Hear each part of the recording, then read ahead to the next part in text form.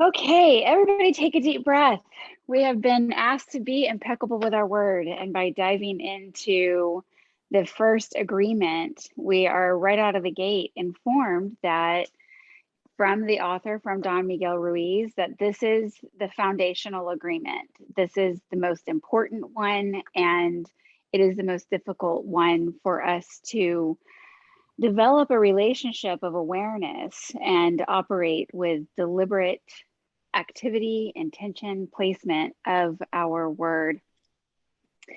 This is really powerful in its alignment with Unity's teachings. And I brought this, I'm going to tap on my fellow ministers. Since y'all are here, we were supposed to be able to rotate, but I love that you're here so you can help share insights. But in the 12 Powers of Man, Charles Fillmore talks about the power of power, and that being our ability to create, to be self-expressive, to build, and to destroy. So that isn't any very different at all from what we heard from or read from Don Miguel Ruiz, and what I'm sure you all heard in your Sunday lessons in your own spiritual communities. So we're going to have a few moments to share our thoughts and our reactions and our observations in just a few minutes, but I just want to continue on with the overview of the chapter. So the power of our personal and spoken word is clearly the feature of this. I love that Don Miguel Ruiz likens this to being a sword, one that is a double edge. And Reverend Don and I were joking on Sunday morning saying it's that fine edge that we walk every day, all the time, in every interaction, every thought, and every choice to speak. Whether we want to use the one side of the sword to create with intention, with love, with truth, and with light, or if we want to flip into a lower vibration, we all slide down the slide of consciousness in varying degrees and different circumstances. And in those instances, we get caught in an energy that feels dense. It feels negative. It's an emotional response. And with one sharp, quick word, it goes from something that we can create and love and be positive and manifesting intentionally to being destructive. He also talks about the condition of our own minds. And so this is a huge part. I think we probably all hear more about the thought process, the conditions of our minds, the importance of doing our spiritual aerobics, our spiritual calisthenics, so we stay strong and centered in our mind. And so we do that. So we're creating our inner peace. So we're taking that out into the world with that same positive, aware, connected intention, and don't get drug all over the place in a reactionary perspective or a reactionary point of view from the little things to the big things that just show up in the mundane and the not so mundane activity of life. In this chapter, the focus and keeping our minds conditioned well is so that we are selecting and aware of the seeds of ideas, the seeds of opinions, the seeds of thought, the seeds of observation that come by way of every other interaction. So it's not just the focus of what we choose to say and how we say it or choose not to say, but it's how we are prepared. I don't want to use the word defend, but it's an appropriate word to defend against the negativity that comes by way of those that we interact with that may not be operating with the same level of intention, and most certainly not the same level of awareness.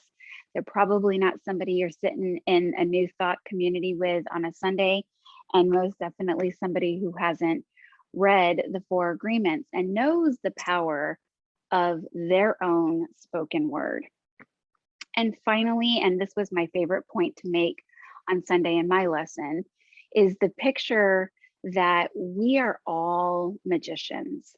I love that he features birds and cows and all of the animals that are walking the planet having the ability to make noise, but we being the only animals that have been given the God-given gift to express through the power of word. Therefore, we are in the origin of our divinity. We are in the origin of creation when we are in alignment and awareness of how we create and spread truth when we are aware of that power.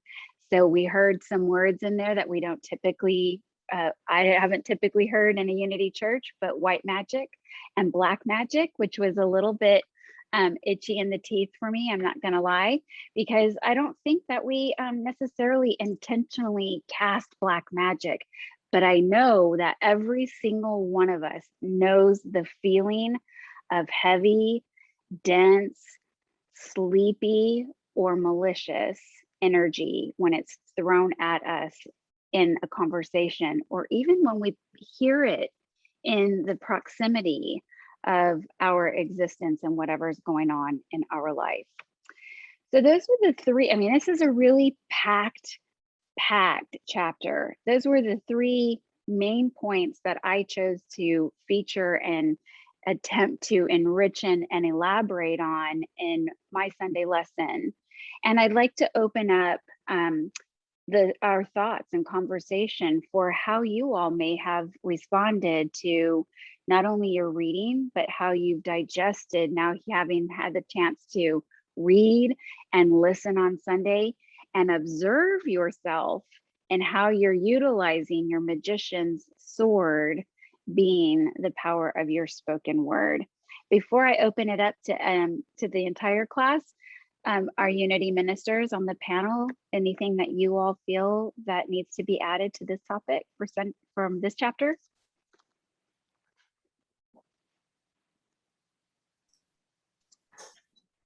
I'll go. All right. Good evening, everybody. And thank you all for being here. When I looked at this idea of being impeccable with our word, and last week Roxanne and I talked about how many times we had read the book, and every time we come back to it, it's something different. And so when I first read it, it was all about how am I impeccable with my word with other people. And as I returned to it, what was clear for me was how am I being impeccable with my word with myself? Mm-hmm. Because that self-talk is a big thing. And I liken it to a vessel that I can't pour out what I don't have. And so if that idea of understanding the highest good and the greatest goal of my word first here and how it impacts me, then from that feeling and that resonance and experience, I can then pour that out into other people and into the world that we live in. And so I had to personalize that one, because being impeccable with my word, it starts with me. And so I just had that matrix moment where it was me, more me. And that helped me really kind of land that idea as I talked about it on Sunday of in the beginning was the word was God, the word was with God, that our word, even to ourselves, is holy. And it has unspeakable power. And if we are choosing life and death, it's my hope that we would more often choose life. Thank you. Thank you. Teresa, I saw you take your mic off. Thank you. Thank you all for sharing. I'm so grateful to be here. I just wanted to say that I agree wholeheartedly with you, Maggie. It is packed full of good stuff. And thank you, Kathy, for what you shared as well. And I have to tell you that just seeing the beginning of that really impacted me greatly this time, about looking at, the word and how creative that word is. And of course, that reminded me of Fillmore saying that all words are formative, but not all words are creative. And either I'm either creative or I'm destructive, whatever way, whatever lingo you want to use with it, or if that's what he wants to talk about when we use our black magic, so to speak. But the other thing that I like too, we were talking about the fertile ground and what kind of seeds that we're planting here. I liked that immunity that they spoke about, or that he spoke about in there, that immunity from hell, if you want. About it reminds me of, you know, other languages that we use, depending upon my degree of being, you know, spiritually fit, or what is the condition of my own personal mind, you know, that's going to determine my degree of immunity, you know, and how impeccable I am with my word is directly proportional to my immunity. So I like that point. And my last point I'll make is also too, where he spoke in there and spoke about that our self-love is a direct indicator to the impeccability of our word. And I thought, well, you know, isn't that what this, to me, you know, we break it all down. This whole journey is about, it's just learning the truth of who we are, our own divinity, and therefore being able to see it of others and not spreading around any of this, these spells that we may place on ourselves or others. So yes, indeed, very rich. So thank you. Thank you. Yeah, I love that quote too, Teresa, and I have it down here. It's how much you love yourself and how you feel about yourself are directly proportionate to the quality and integrity of your word. When I said that on Sunday at CCU, everybody went, ooh, because it is. It's the way that there's no hiding, right? So this builds week over week over week. So I'm not going to spoilers for next week, but when we have the understanding that the way I choose to relate to you in the power of my spoken word, the level of my impeccability is a direct reflection of what's going on in here in my own soup, then I have the ability to recognize that the way you interact with me is a reflection of your soup.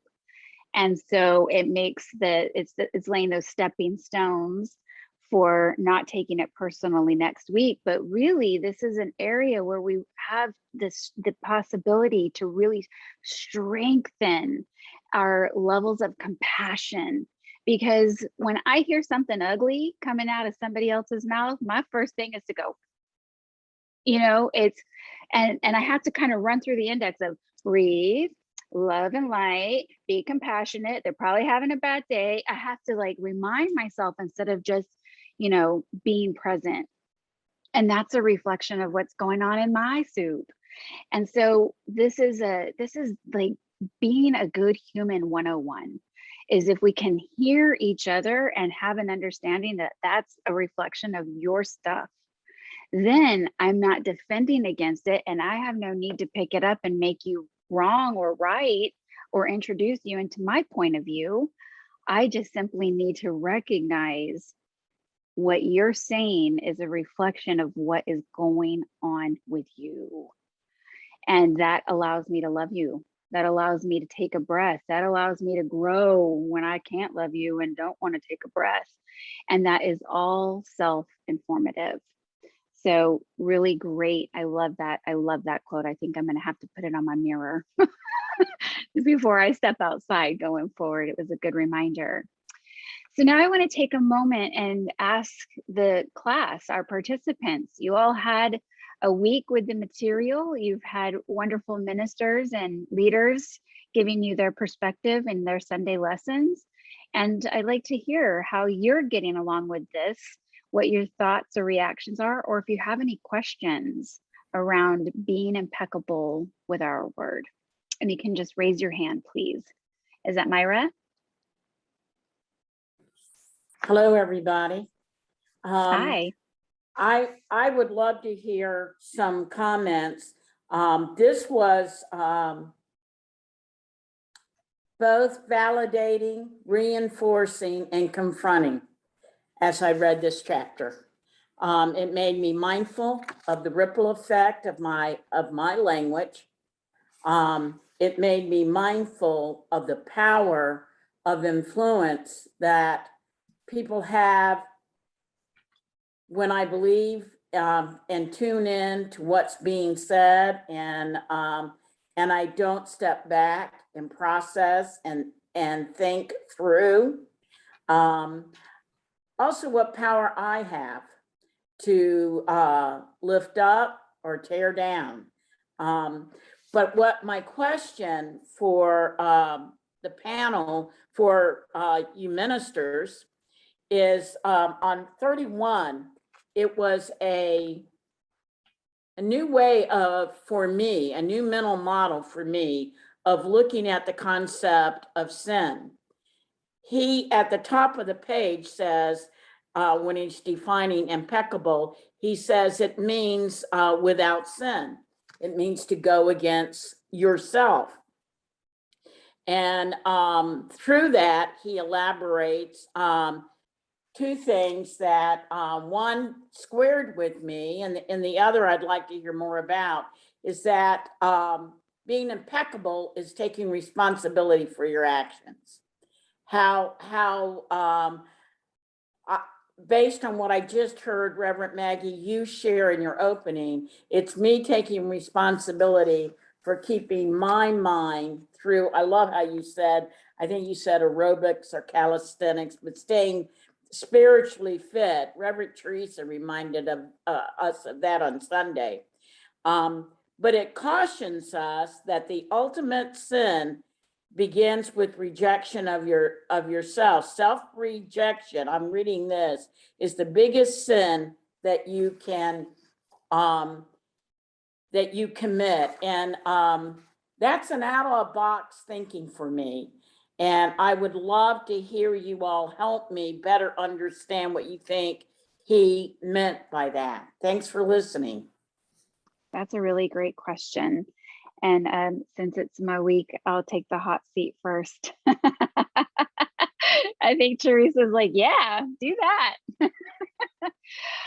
Oh, when I said this on Sunday, I said sin like this, sin, because we don't talk about sin in unity. It doesn't sound good, it doesn't feel good, and it rubs all the parts in us that are recovering or healing or working our way through our previous relationships with organized religion. And a lot of where self-acceptance or the erosion of self-acceptance sadly comes from is from our system agreements. We talked a little bit about that last week, our family system agreements, and in our church agreements. In our church and religious organizations tell us what is okay for you to be accepted and loved by God. These are the agreements that you have to follow. So it's a loaded word for us in a unity setting. Charles Fillmore said that sin was error thinking. I think at the end of the day, for this statement to be as powerful as it is, and the responsibility being laid solely within our being, is that I have to look at myself in the mirror. I have to lay my head down and have a clear conscience and know that I have done and been in the world with an intention to be love, to be of a powerful, positive influence. Now, being that we sin, we go against ourselves, is a betrayal of our own readjustment of agreements that we make with ourselves as we evolve and wake up and mature in our world. So that might be literally physiologically. I think I've given the example that I used to love sour Skittles. Now I can't stand them. We evolve, we change. What used to be okay with me in a relationship, the way my mom would let me know that I was forever going to be a low slung woman, that stopped being okay with me. And I started to tell her through boundaries, like, you don't need to tell me I'm going to have big hips. I can see yours and I know what's coming for me. And start to defend and protect myself from giving away my energy, from giving away my inner peace. I mean, we all work really hard for our inner peace. To just let somebody's idea or comment or gossip or whatever it may be that comes into my mental field to take root and take that peace from me. At the end of the day, you're not going to be upset with me because I let you steal my peace. I'm going to be upset with me for giving you my peace. That feels like the greatest sin. And it is also the greatest level of responsibility that once we start down this track, once we start to wake up, once we start to redefine who we are in relationship to the world by every relationship that we experience all around us, we start to we start to have to want to protect that a little deeper. We want to value ourselves and take that responsibility. And if you recall in the book, he says responsibility without judgment. And that's another big piece. That's what my self-judge is, where I'm giving away, where I am sinning against myself. My self-judge is up here after in the cheap seats of my life, right? I've done the very best I can, living my life and being in integrity and making wise decisions and being still when I don't. And at the end of the day, if I give that judge the microphone, that judge is going to start to tell me everywhere I should have, could have done something different, better.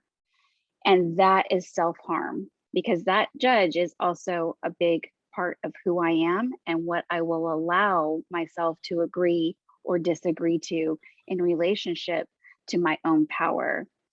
So I will stop talking there and see if that answers the question, or if anybody else would like to chime in for an elaboration.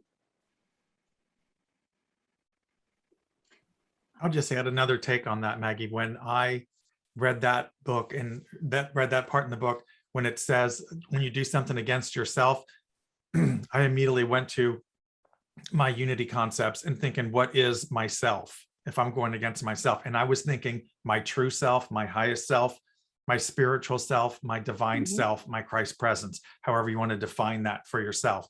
And if I'm doing anything in my life that goes against my divinity or my Christ presence, that's an ultimate sin for me, against me, where I'm doing anything that's going to move me out of being a divine presence in this world to being actually in the world. If I'm, like the filmers would say, if I'm going to go live in the material world, if I'm going to respond in the material world and live that lifestyle, then I'm denying my divine self, that I'm a divine in nature and not material in nature. And that's an ultimate sin. That's, for me, that would be my big sin, is to do anything against myself. I always bring back the power of the word. To the most powerful ones are I am statements. So if I'm making an I am statement that says something negative, that I am unworthy, or I am not good enough, or I am bad, or I am stupid, then, like he says, I'm casting a spell over myself, and I'm doing the greatest sin to myself. I'm being untrue to myself, and I need to be impeccable with my word to say and speak the words that are affirming my highest, truest self, which is I am divine, I am loving, I am capable, I am enough, I am worthy, I am all those positive words, and being impeccable that way. So for me, the sin against yourself is the sin against my true divine nature. Words used against that. Thank you. Thank you, Reverend Dawn. Kathy, I saw your mic come off. Yes, Don, I just need you to know, as you were talking about living in a material world, I could hear the song "Living in a Material World." Madonna. I had that moment. So thank you for that reference. And I was hoping I was on mute because I was humming. So in the key of Kathy, because it's the only key I know. So for me, it was, when I look at and Maggie, thank you for the southern stretch on sin. And I chose not to talk about sin on Sunday. I was saving it up for later. But when I think about sin, I think about it's anything that doesn't support me, anything that doesn't serve me to my highest good. And I realize I get to make a choice. And so I am choosing this. And I think for me, that's what makes it a sin, is because I actually choose it. Nobody does it to me. It doesn't happen to me, and nobody mails it to me. I choose it. And so for me, it's that always knowing that we have a choice in that moment to accept and take in whatever it is, and recognizing at any point in that choice process, any point in that transaction, that this is either supportive of me or this is not going to do me a hill of beans worth of good. And so I've learned, I am amused when I make the choice other than what people expect me to do. Because it's almost like I think some people will send me an email and they go, oh, this is going to piss her off. And I reply back, thank you so much for bringing this to my attention, love and light. And I go on about my business. I can choose how I respond to stuff. So that's how, for me, again, it's making that choice that this is not good for me, and then taking it on, and then get mad like somebody did it to me. That's the kicker for it. So thank you. Thank you. Ingrid, I see your hand up. Thank you. Those of you who know me know that my background is in learning. And so I see things through that lens, and I love learning, of course. And the words in this chapter are very simple, but very sophisticated. And some people confuse those. Some people think that you have to be complicated to be sophisticated, but I find that very attractive about the words in this chapter. And the learning term that I think of is necessary prerequisite. So you gotta love yourself before you can really show up well in the world. That was my takeaway. It's a necessary prerequisite. Everything else comes after that. And so if we can do that, then we can be well and happy and accomplish the rest of these chapters, I'm sure. I also think about yoga, that somehow what we do and when we do yoga is like a way of, and I'm not that great, into yoga, but we love ourselves by doing that, and we show up better in the world for having practiced that. And they use the word practice in yoga a lot. And so I think that I'm certainly going to need practice to be impeccable with my word. And that's okay, even at this point in my life. Thanks, Ingrid. And it's another piece of the accepting ourselves without judgment, because we're not going to do it perfectly. So it's part of what comes along with this exercise of the developing awareness and learning when we want to respond or how we want to react, to Reverend Kathy's point earlier. And also when we lose it, when we do hurt people, when we are against ourselves, is to just allow that moment of acceptance and release and forgiveness. It's without judgment. We're learning, we're evolving, and for the 63 of us that are in this room, we're doing it voluntarily. We're stepping onto this path arm in arm with the awareness that we want to be impeccable with our word. So just like learning to ride a bike or roller skate or anything else, we're going to fall. And we didn't yell at the bike, and we didn't yell at ourselves for not having how to balance perfectly the first time or even the 100th time. So there's a little bit of that flavor of tolerance that we need to understand and allow into our process of practicing being impeccable with our word. Thank you for your thoughts. Vicki.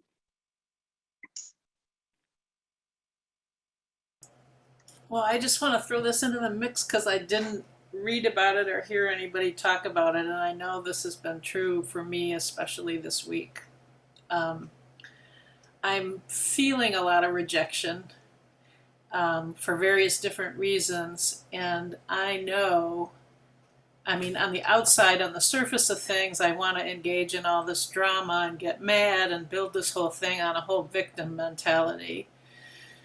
But underneath that, I know it's coming up really powerfully for me right now because of self-abandonment stuff and stuff I'm supposed to heal, and I'm attracting it from people who maybe I didn't, maybe I would attract something different from if I didn't have this whole thing going on and it wasn't simply, I believe, time for me to figure out how to heal that, moving closer to God and beliefs and such. So I'm just tossing it into the mix that there's, in confronting or not confronting or giving your word. I mean, I feel like being really quiet right now because I've got this duality thing going on and not responding to anything people say because I almost don't think it, in a way, I don't think it is coming from them, but I kind of think it's not in a way on some level. So I just want to see what other people might say about that.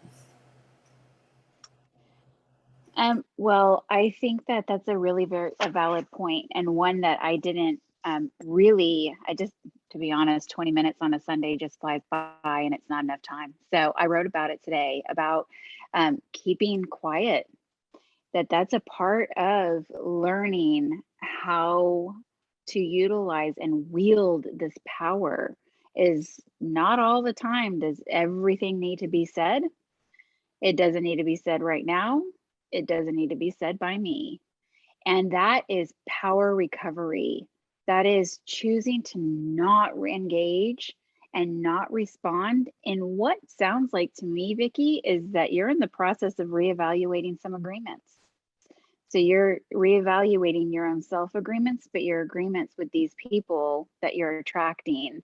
And when we don't know what to say, there's no harm in not saying anything at all. It's actually quite powerful. Inaction is its own action, and speaking has its own action. You have the right at any given time to withhold your power from a situation until you know. It's part of being responsible. Anybody else have any input or a take on that question or thought? Everybody's withholding their power. All right, maybe there will be more that gets added to that. Go ahead. I would just say, having read The Eye of the Storm, I would say it's that. It's staying in the eye of the storm, and there is power in being quiet. And sometimes it's more powerful actually than the words.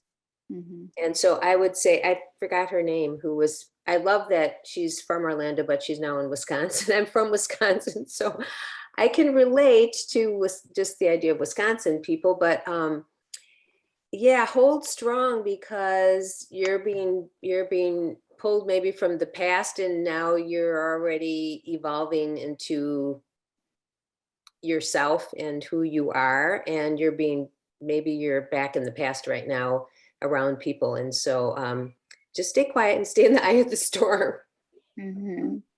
I really like that, Patty, and it makes me think of any parent I've ever known. When you've really screwed up so bad and you're in good trouble, it's going to be bad, and you walk in the room and you think you're just going to get the what for from your parents, and instead you get this. It's like, say something. And it's almost torturous. But I know now that my parents were gathering their power. It was coming later and well thought out. So I agree with that. Marilyn, you have your hand up? Yes, so something that hasn't been addressed yet is the subject of gossiping. I don't know, maybe I'm looking for a definition. It's a quote stupid unquote question. I mean, I may repeat to somebody something somebody said, or something someone did. I don't construe that as being gossip necessarily. I don't know, where's the line, but when it starts to be gossip, I don't know. What do you all think? Teresa? I think, excuse me, good question, Marilyn. Thank you. I think we have to check our motives. What's behind all that? There's a difference for me when I'm just going to share facts. If I'm sharing facts, that's one thing, particularly if I have permission to share facts. But I said on Sunday, you know, it's that gossipy stuff that almost gives you that little bit of an adrenaline little jolt for a second or two. You know what I mean? So I have to look at my motives about why I'm talking about what I'm talking about. And you know, my gut, my head can try to lie to me all it wants to, but my gut won't lie. My gut will tell me. It'll get a little tight in there, you know, I'll get a little uncomfortable.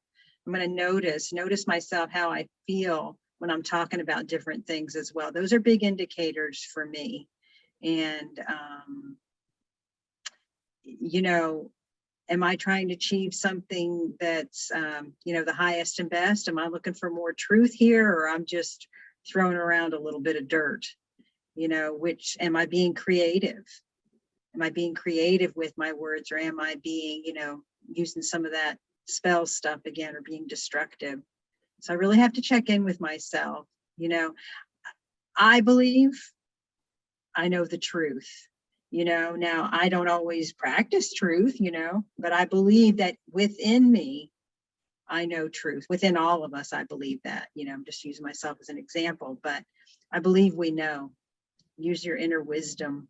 Mhm. Thank you. Yeah. Maggie. Roxanne, go ahead. Yeah. Yes, please. Yeah, I love this question. This is a great question.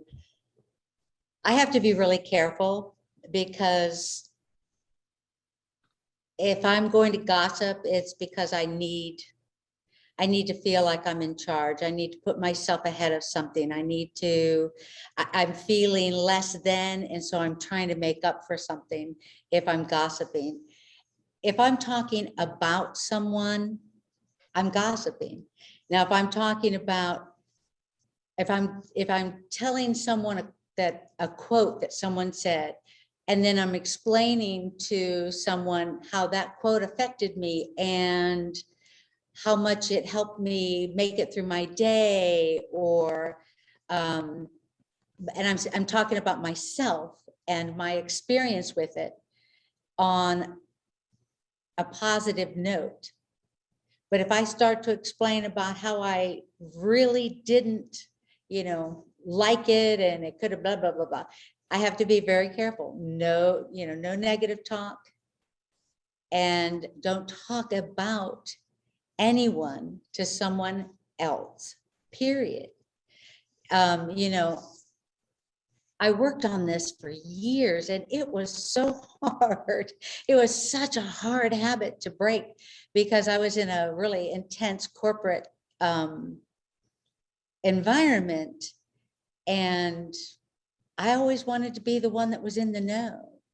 I always wanted to be the one that knew what upper management was doing, or what the next plan was, or what somebody thought. And I found myself, you know, at the water cooler, trying to show that I knew everything that was going on. And so for a couple of years, I had to practice not saying anything. And especially when I really, really wanted to jump in there and say that I knew something. I don't know if any of that makes any sense to anybody, but I worked on this one for a very long time. And it's just basic. If I've got something negative to say, I'm gossiping. If I'm talking about somebody other than myself, I'm gossiping. And it's really that simple. Right. I love what you both had to say. I check your motive. It should be on a sign in my parenting handbook and in my household. Before you do act, say anything, check your motive. Are you trying to manipulate? Are you trying to hurt? Are you trying to help? Are you, you know, uplifting? What's your motive in your action? I think if we can just for a moment practice empathy and put ourselves in the shoes of whomever it is we're and receive the information through the gossip grapevine or whatnot, then it's gossip and it's harmful intent. What I took away from Sunday, or brought to the Sunday lesson, was that gossip reinforces our own negative perceptions that come by way of an agreement we were given. So the example in the book is being stupid. And we all have these little insecurities. I bet every one of us would raise our hands if we ever were told or thought ourselves that we were stupid. It's a shared experience.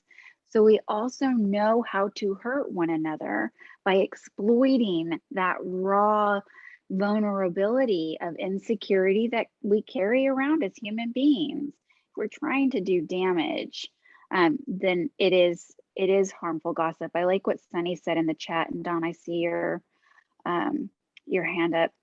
She said, for me, a good barometer of gossip is, would I be embarrassed to stop talking if any particular person entered the space? So it's, again, checking our own that solar plexus will tell you if you're in the right or the wrong now. It will all the time. And the way I learned and started to break that habit, Reverend Roxanne, was when someone said to me, well, now if I've said something about her, now I got to go and tell her. And I said, what? And she said, if I'm going to say it about you, I have to go and say it to you, to step yourself out of the gossip triangle. Oop, that got me to stop talking real quick. So I hope that helps. Don, I see your hand up. Yeah, another intake that you can think about when you're looking at, is this gossip or not, is what is the result of the information that you're sharing? If you're going to share some information about another person or about something, what is the result to the person you're talking about or the person you're giving the information to? Because unless it's building them up or bringing joy or happiness to yourself, the person you're talking to, the person you're talking about, or the world, it's probably gossip. If the result of what you have to say isn't a positive effect from that information being shared, it sounds like gossip. It's true. We don't call it gossip when it's praise. He did such a good job. Wasn't that fabulous? That's praise. That's not gossip. Juliet, I see you waving. Yes, I'm Juliet. I'm a nurse. And, when a part of the book, it says gossiping has become the main form of communication in human society. So I took that, and it doesn't necessarily mean that I'm gossiping. Social media is a main source of gossip now, and we get absorbed by what we hear on social media, what we read in the tabloids. All that is a form of gossip as well. So just being inundated every single day when you turn on the TV or you have reality TV, that is all, to me, a form of gossip. And if you sit there and soak that all up, you can become a part of that negativity.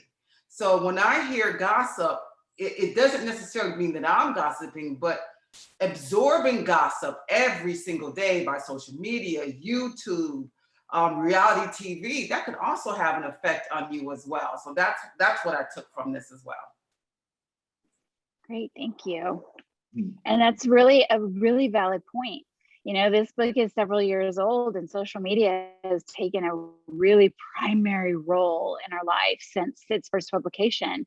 And you're right, it's entrainment in the opposite effect. We want to sit at the foot of the master and take in the energy of being around people who are positive and influence us that way. We all know what that feels like.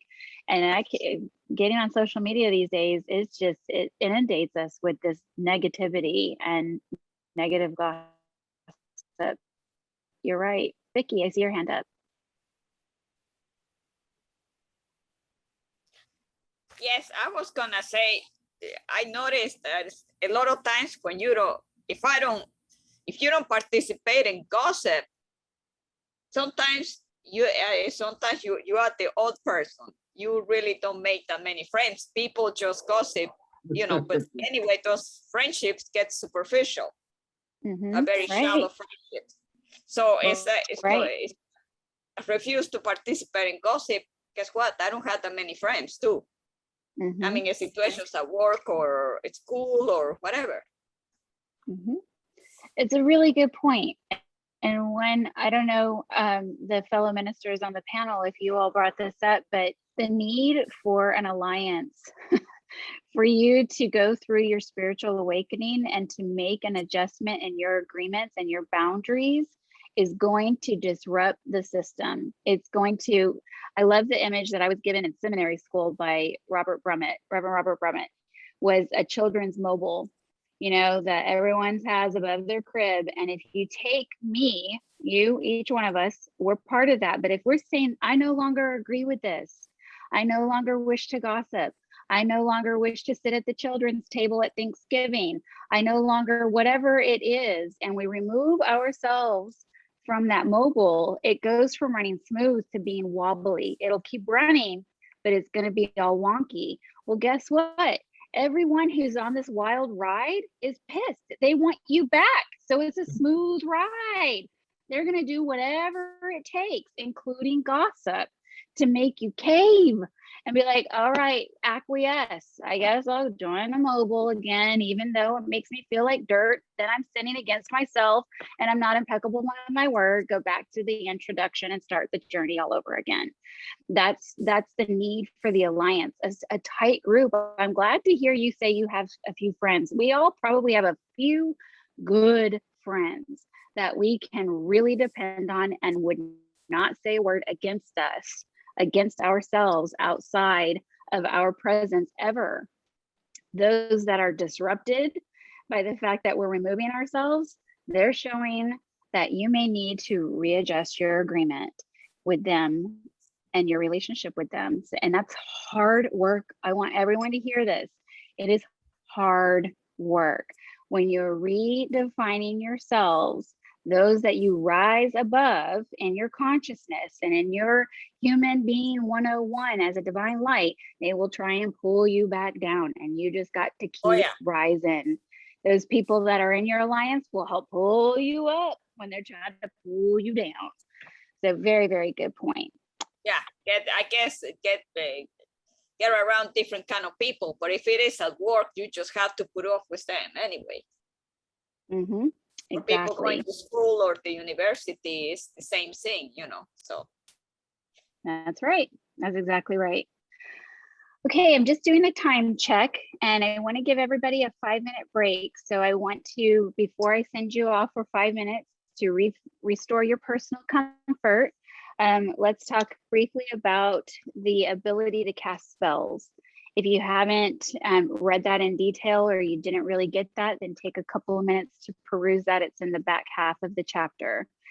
We're going to come back together and have a few moments in a breakout group to share how you have or have been cast on a spell, a belief, an agreement, a thought that you held on to and allowed to permeate your perception of limitation.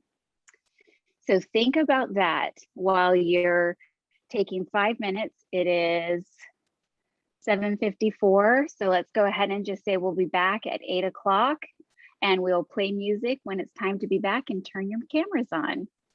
See you in 5.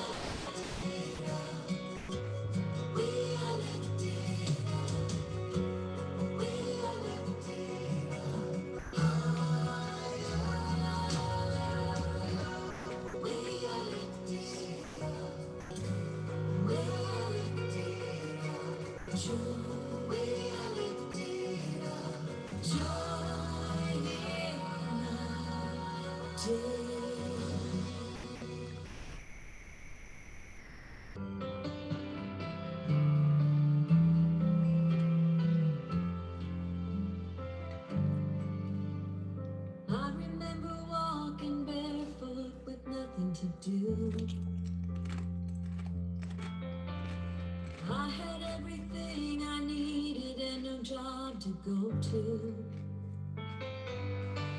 I loved birthday candles and Christmas lights. Being so in love, I had no appetite. And the last day of school promising friends were too good to be forgotten. All that meant so much to me. Thank you, God, for everything.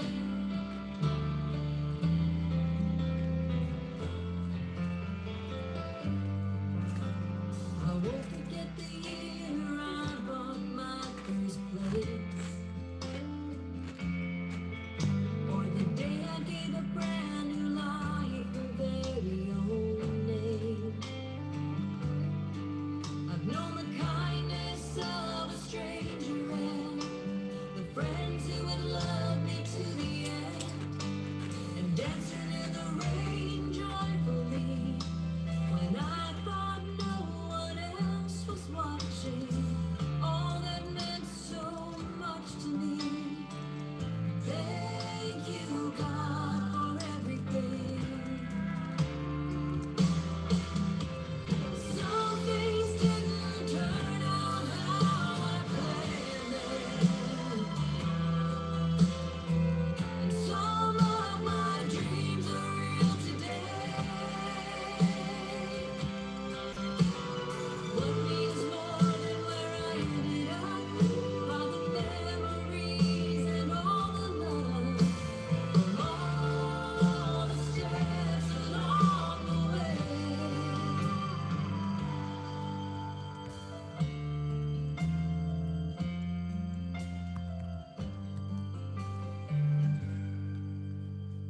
Even after all the years that If you're I've back, will you please turn your camera on so we know you've returned?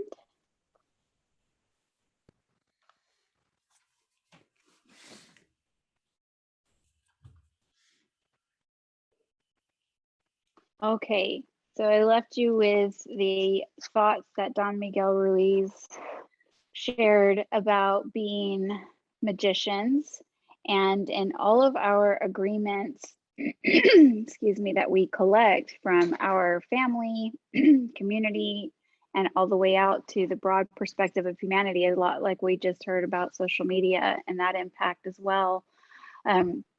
We are given agreements and hear things that have been seated in our minds, and we've latched on, offering them emotion and accepting that as an agreement. I agree, I'm stupid, therefore I'm going to act stupidly, was the example that resonated through the back half of that chapter.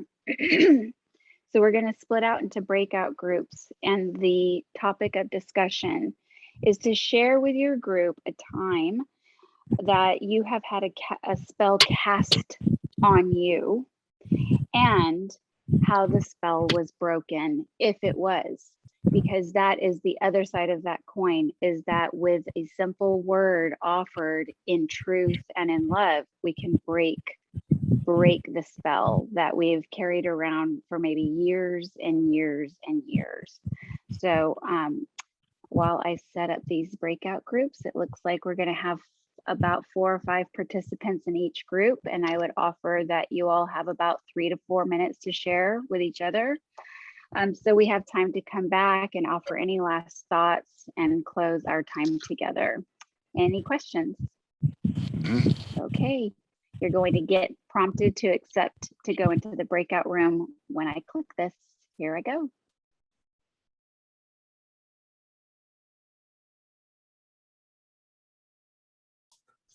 Welcome back, everybody. Teresa, I see your hand up. I would like to know, this is being recorded. I would like my sister to hear this as well. Will she be able to access this? Yes, we can post the recording. Good. Yes, we will handle that and let you all know where to access it. Thank you. You are welcome.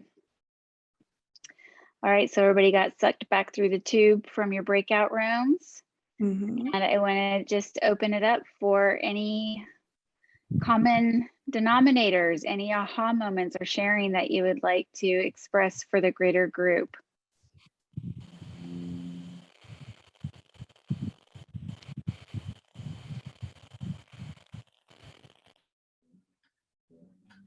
No Well, one wants to share. I'll speak for our group because Okay. we had a really great conversation, and we were looking at how there's not just simple agreements to break, that we had terms for that. There are these little tentacles on your agreement that keep coming back in, that agreement still sits in your sidecar like we talked about last time, or there's just that part of that agreement that keeps not wanting to go away, that keeps knocking at your consciousness, trying to get you to pick that agreement back up.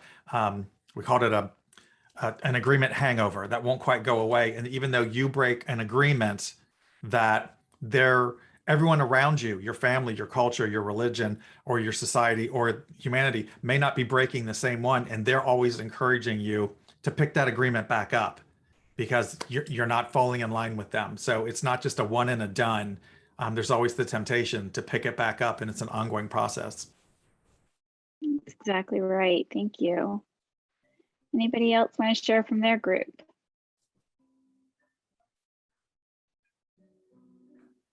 Any of our Unity ministers in our panel want to share any of your closing thoughts?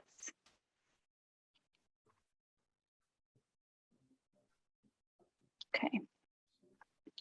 Well, I shared on my Sunday lesson that with the CCU community, that I resonated deeply with the agreement that I was stupid. And I shared some of that with you all last week, and being identified as other without having a label or the tools and understanding in the classroom to help me learn differently. And that was compounded. I was younger in my peer group than anyone else. My parents started me in school October 11th. So I was right after the cutoff, and back in the 80s, you could buy your way in, I guess. So they pushed me in, but being a Unity kid, I joked and said I was already weird. But in my peer group, people knew that I was younger, knew that I was different, and I was. My home life was different. My spiritual understanding and my religious education was already different, and my way of seeing the world was. And that resulted in bullying. And I had the good old Mean Girls Club that reinforced the belief in myself by the treatment, the agreement, and the educational system that I was different. Therefore, being different and separate from made me a target of their own insecurities that manifested by way of gossip. And it reinforced and it eroded my own self-worth and my own placement and my own ability to navigate through peer development, because the agreement that was being offered was that I was to be accepted, I had to be abused, that I had to agree to allow them to abuse me, then they'd let me sit at the lunch table. And it was just a few weeks ago, through the way Spirit does, it's a long story, but one of those young girls, now a grown woman, she's my age, she's a year older because I was the baby, she found me and sent an email that came through our general mailbox at CCU to say, whoa, you became a minister? Like, what's up with that? And how amazing. Like, you are amazing. I have followed, I am learning, and it's amazing. And it resonates with me. And all I had to see was from one of the culprits of that group who it reinforced that agreement, was to say, you're amazing. You grew up.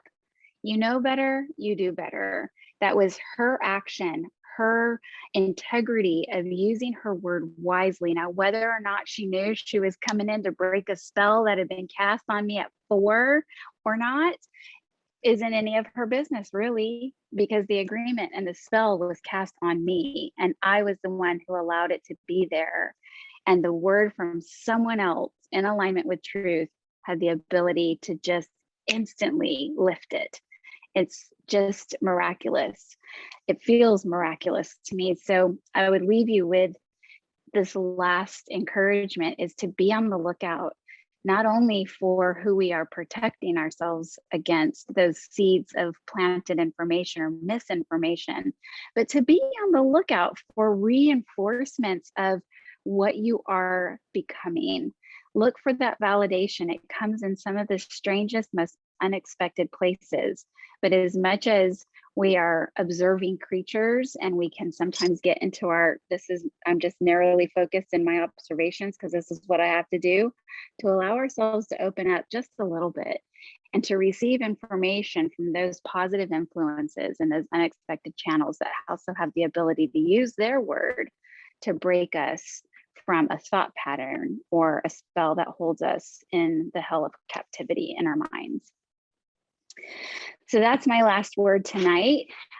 We will end with a reminder that the tithes and love offerings that you might offer for this class, for the instructors, and the time that went into creating all of the material and rereading and being willing to forge ahead and experience the truths of the 4 agreements right up close and personal, so we can bring that education and information to you, is sustained through your tithes and your love offerings. The agreement that we have amongst the panel is that your tithes and love offerings for this class can be given to your own individual spiritual communities, whether or not we're on those on our panel are your spiritual leaders or not. So whatever mechanism you choose to tithe, the way that you regularly do, we encourage you to do so to demonstrate that you are fed spiritually here and want to see programs like this and connections like this be spirit in action and growing to enrich our communities. And we have 3 minutes left, so I'm going to invite you all to take a deep breath and we will close in prayer. Oh, allowing for the impeccable words spoken here tonight to permeate our being. We feel the activation, the disturbance in our cells and in our spiritual DNA come to life, come to the awareness in a fuller expression with fuller clarity, the very nature of who and what we are. Knowing and affirming that we are one with the one power and the one presence, we also affirm that we have within our being the unlimited potential, the unlimited possibility to create, to recreate, and to recreate again as many times and in as many ways as feels necessary to align ourselves with that authentic truth, the origin of our nature, and the fullness of our potential. In doing so, we call on the power of strength to shoulder the changes, to weather the storm, to keep our backbone stiff in the light of change and frustration that may show up in others' impeccable words.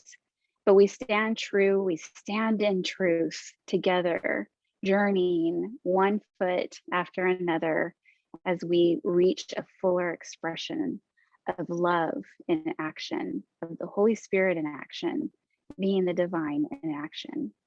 So for this capability, for being on this journey with each of you, for showing up tonight and providing your wisdom and input and questions for this discussion, I am so grateful. Through honoring the Christ in you, I say thank you, God, and so it is. Amen. Amen.